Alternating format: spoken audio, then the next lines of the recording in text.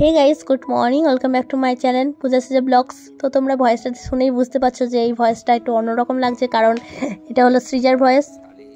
আর দেখো, দিদি আমাকে ওখানে সাজিয়ে দিচ্ছিলো। এটা হচ্ছে কালী পুজোর ব্লগস, অনেকদিন আগেকার। তো দেখো, দিদি এখানে মেকআপ টেকআপ করে শাড়ি টাড়ি পরে একদম রেডি, আর আমি ওই যে পেছন থেকে ভিডিও করছিলাম।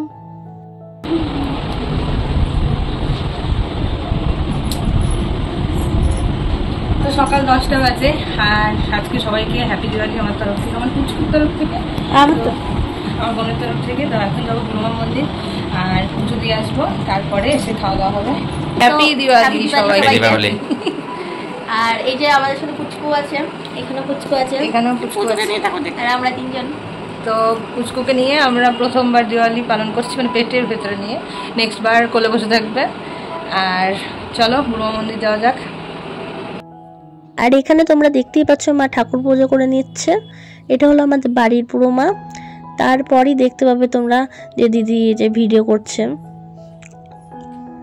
এটা হচ্ছে আমাদের বাড়ির সামনে রিয়েল মাদি ক্লাবের ঠাকুর, খুবই সুন্দর হয়েছিল। আর এইদিকে আমি, দিদি, মা, বাবা সবাই রেডি হয়ে গেছি, এবার বেরিয়ে পড়লাম।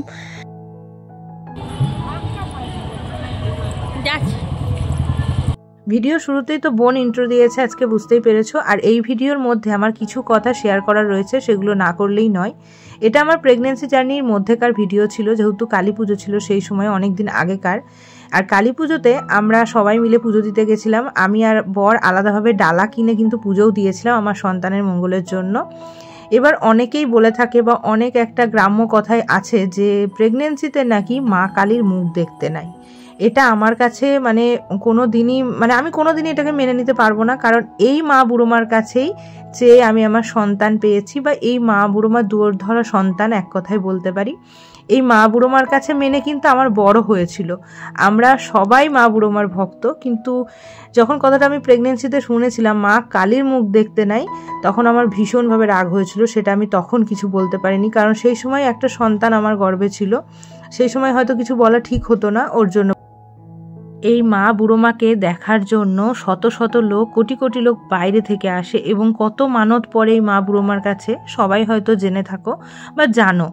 সেই জায়গায় দাঁড়িয়ে আমি আমার সন্তানটা যখন গর্ভে নিয়ে বুড়োমার কাছে গেছিলাম, সেদিন আমি দুটো চোখ জলে ভিজে গেছিলো, যে আমি এই কথাগুলো একদিন না একদিন ঠিকই শেয়ার করব, যে আমার কাছে এর কোনো ভ্যালুই নাই যে প্রেগনেন্সি অবস্থায় মা বুড়োমার মুখ দেখতে নাই।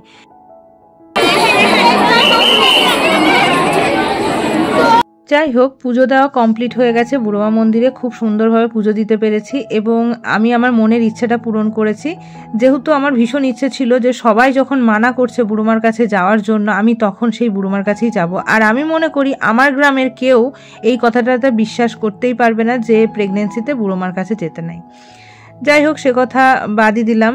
বাড়ি চলে এসেছি। বাড়ি এসে দেখো নিরামিষ হয় আজকের দিনে, খাওয়া দাওয়া করে নিয়েছি। একটু বেলা হয়ে গেছিলো খাওয়া দাওয়া করতে, তারপর বোন আর বর ওদিকে ঘুমাচ্ছিল।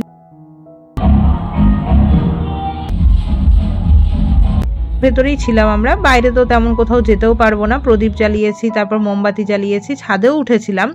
শুনেছি অমাবস্যার রাতে কোথাও যেতে নাই, কিন্তু আমি সন্ধ্যাবেলায় ছাদে উঠেছিলাম, প্লাস আমি বাড়ির বাইরে আমার বাড়ির সামনের প্যান্ডেলেও ছিলাম।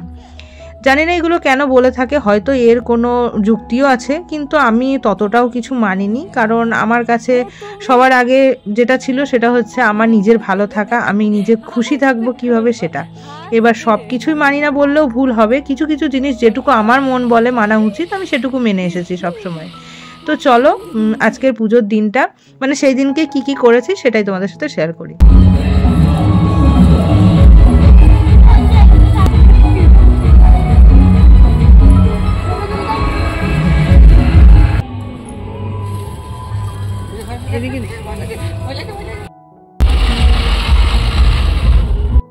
সন্ধেবেলায় বাতি জ্বালানোর পরে এখানে দেখো আমরা দুজন রেডি হয়ে নিচ্ছি, মানে আমি, বোন আর বর মিলে রেডি হয়ে গেছি। এখন বাড়ির সামনেই দাঁড়িয়ে থাকবো, কোথাও তেমন যাব না, কারণ এই অবস্থায় এই ভিড়ের মধ্যে কোথাও যেতে পারবো না। তারপরে সেই দিনের রাতে নাকি বাইরে কোথাও তেমন যেতেও নেই শুনেছিলাম।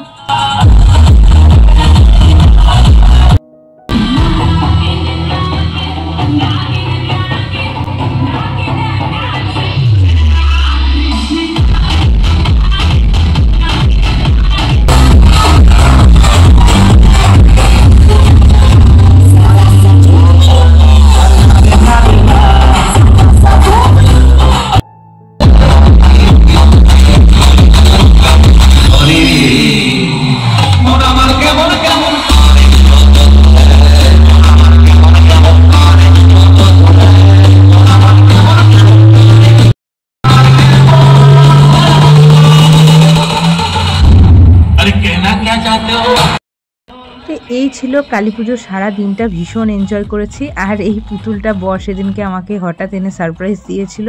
আর কেমন লেগেছে গোটা ব্লগটা অবশ্যই জানাবে। চলো দেখা হচ্ছে নেক্সট ভিডিওতে।